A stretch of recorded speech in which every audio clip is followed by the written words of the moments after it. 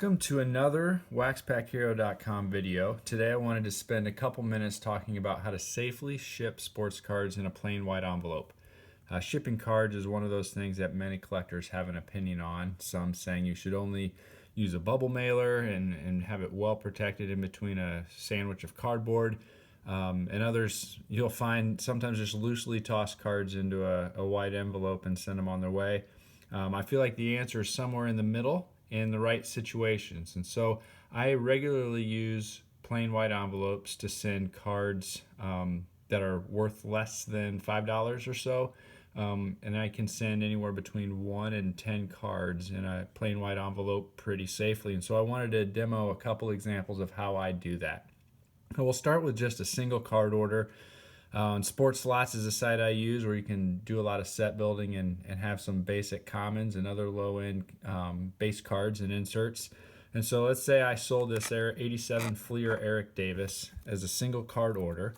I'll take it, put it in a penny sleeve, stick it into a top loader. I use then use a piece of painter's tape on the end to make sure that it doesn't slide out in shipping. Take my packing slip, go right on to the end with 2 more pieces of painter's tape to make sure it sticks. Fold it up, stuff it in the envelope, and send it on its way. Similarly, if I have an order that's somewhere between 2 and 5 cards, I'm able to do something similar here, but with a slight variation. So I'll still put the cards in penny sleeves, still put the first one in a top loader, but then I also take a thin piece of cardboard to use as a backer.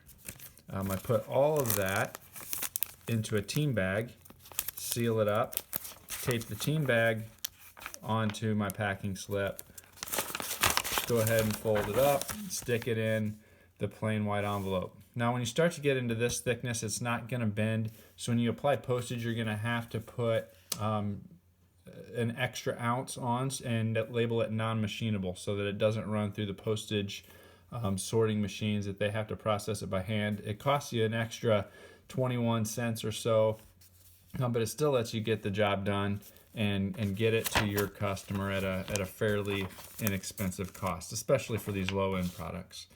Now the final thing I'm going to show today is what I do for those cards for those orders that are between 6 and 10 cards.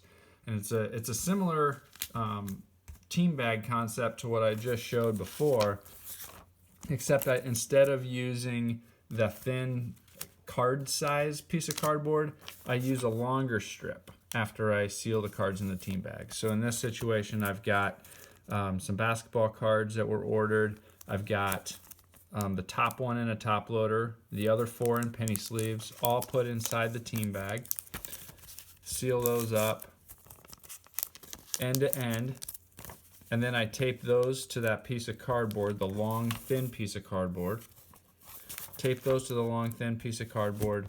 I'm able to also fold it right up. Those will all fit into an envelope, and then I can apply my postage and I'm on my way. One of the things you got to watch out for some of the thicker cards is that it doesn't make your envelope too thick. And so I believe it's 1/4 of an inch thick that you can safely mail something via envelope instead of having to send it as a package. So as long as your overall thickness is less than 1/4 of an inch, you can do that. Typically a single card I can send for 1 stamp. 2 to 4 cards, 2 to 5 cards I can usually send for either the 71 cents or the 99 cents, either 2 first-class stamps or 1 2-ounce stamp. And then if I get into an order like this at the 10 cards, that's usually 1 2-ounce stamp and then another first-class stamp, so it costs around $1.20. It lets me sell a lot of these low-end cards to my customers, keeping the postage down, letting them put sets together, but also lets me move some low-end base and common cards that otherwise I'd be unable to sell if I had to ship them all in a bubble mailer. So that is how I send anywhere between 1 and 10 cards in a plain white envelope. What do you think? Do you think white envelopes are all right? Or do you only send cards via bubble mailer? Let me know what you think. As always, check out waxpackhero.com for more.